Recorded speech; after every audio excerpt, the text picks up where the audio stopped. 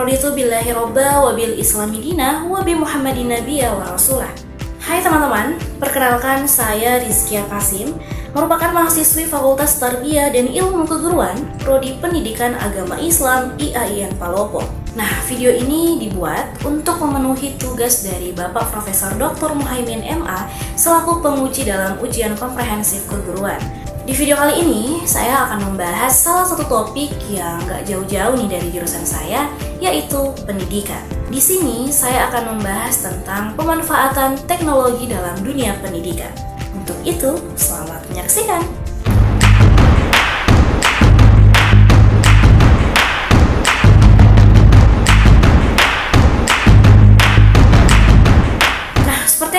Bersama bahwa pendidikan merupakan satu di antara beberapa aspek penting dalam kehidupan manusia.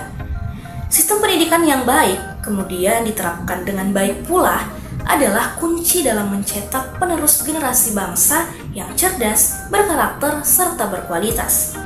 Namun, sebelum saya lebih jauh membahas topik kita kali ini, saya akan mengawali pembahasan kita dengan membacakan salah satu ayat dalam Al-Quran yang merupakan salah satu dari sekian banyaknya ayat-ayat tentang pendidikan. Allah Subhanahu wa Ta'ala berfirman dalam Quran Surah Al-Mujadalah ayat 11 yang berbunyi, A'udzu billahi minasy syaithanir rajim. Bismillahirrahmanirrahim. Ya ayyuhalladzina amanu idza qila lakum tafassahu fil majalis fafsahu yafsahillahu lakum wa idza qila shuzu fanshuzu yarfa'illahu alladhina amanu minkum walladzina utul ilma darajat wallahu bima ta'maluna khabir. Shadaqallahul azim. Yang artinya, wahai orang-orang yang beriman, apabila dikatakan kepadamu, berilah kelapangan di dalam majelis-majelis, maka lapangkanlah. Niscaya Allah akan memberikan kelapangan untukmu. Apabila dikatakan kepadamu, berdirilah, maka berdirilah. Niscaya Allah akan mengangkat orang-orang yang beriman dan beramal soleh dan orang-orang yang berilmu beberapa derajat. Sesungguhnya Allah Maha Teliti terhadap apa yang kamu kerjakan. Nah, ringkasnya bahwa Quran Surah Al-Mujadalah ayat 11 ini yang menunjukkan betapa tinggi derajat dan kedudukan orang-orang yang memiliki ilmu pengetahuan. Sebab orang-orang yang diangkat derajat oleh Allah Subhanahu wa Ta'ala adalah orang-orang yang beriman, bertakwa, beramal soleh, serta berilmu. Nah, ini sesuai dengan pembahasan kita kali ini, bahwa menjadi seorang pendidik tentunya harus selalu merasa perlu belajar dan terus belajar untuk mengembangkan ilmu pengetahuannya. Tak terkecuali di dalam hal pemanfaatan teknologi. Kita sebagai pendidik jangan menutup diri. Kita harus berpikiran terbuka atau open-minded dan menerima segala perubahan zaman saat ini.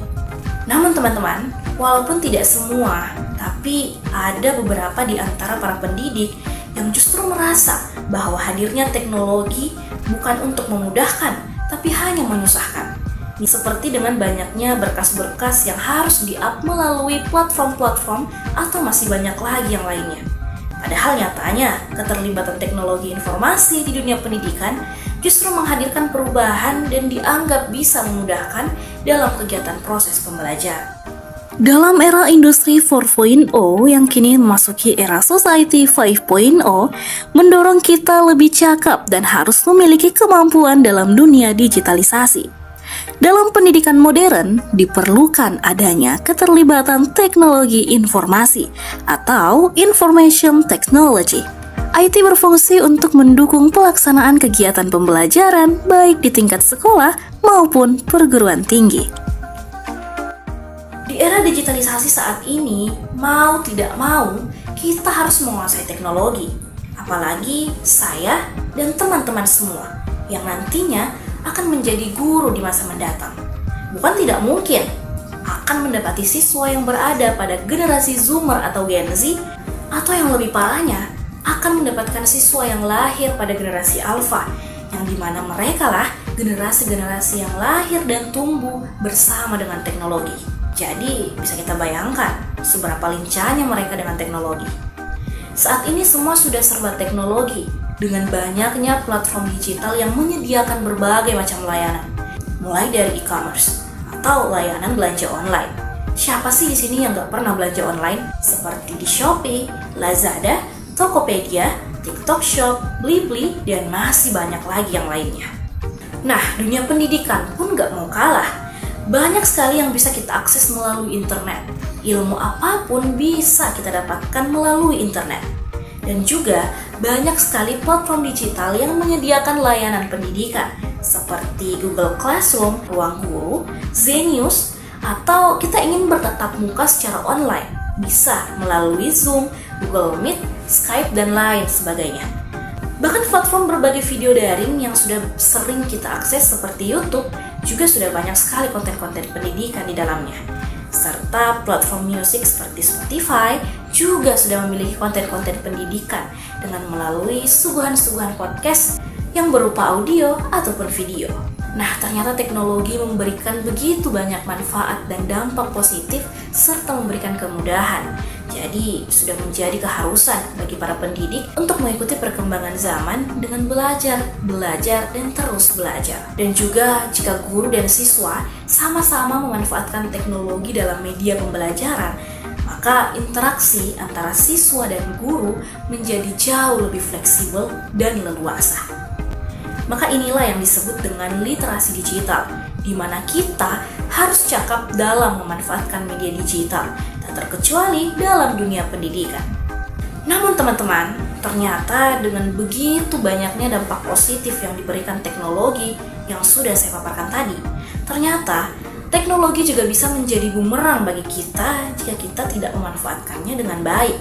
Karena tentu hidup itu harus berpasangan gak sih? Misalnya ibu dan ayah, kakak dan adik, aku dan kamu. Sorry.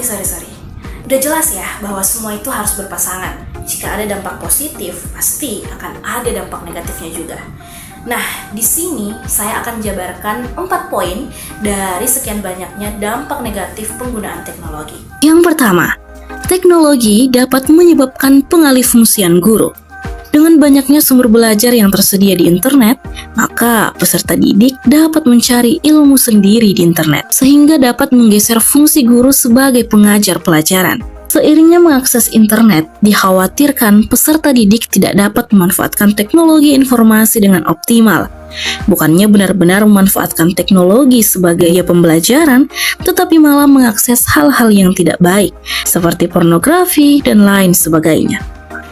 Kedua, peserta didik bisa terkena information overload. Dengan sangat banyaknya informasi yang tersedia di internet, membuat peserta didik rela menghabiskan waktu berjam-jam hanya untuk mengumpulkan dan mengorganisir informasi yang ada. Sehingga, karena pengaksesan informasi yang secara berlebihan, maka dapat membuat siswa terlalu mengandalkan teknologi. Yang ketiga, peserta didik bisa menjadi pecandu keberadaan dunia maya. Hal ini bisa terjadi ketika peserta didik tidak memiliki sikap kritis terhadap sesuatu hal yang baru. Juga, hal ini bisa membuat siswa menjadi curang, artinya bahwa mereka memanfaatkan teknologi dengan tidak semestinya. Seperti setelah boomingnya di beberapa negara terkait ChatGPT yang dikembangkan oleh OpenAI atau Artificial Intelligence, yang dimana ChatGPT ini menyediakan komunikasi antara manusia dan mesin yang kita bisa membuat tugas dibantu oleh AI. Seperti pada tahun 2023, Ada kasus mahasiswa di Texas University yang ijazahnya ditahan oleh pihak kampus karena seorang profesor menangkap adanya plagiarisme dalam tugas akademiknya. Dan ternyata mereka juga menggunakan ChatGPT untuk membantu mereka untuk menjawab soal yang ada dan yang akan dijawab oleh AI.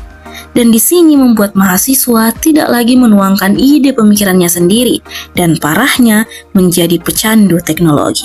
Kemudian yang terakhir adalah cybercrime.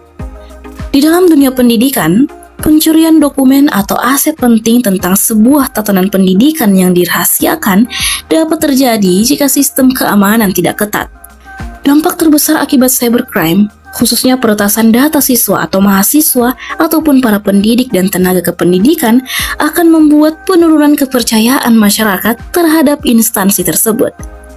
Seperti pada tahun 2021, ada kasus tentang penjualan data siswa untuk dijual di pasar gelap dengan melakukan serangan phishing untuk memperoleh database institusi pendidikan, sehingga dapat menyebabkan kepercayaan masyarakat menurun.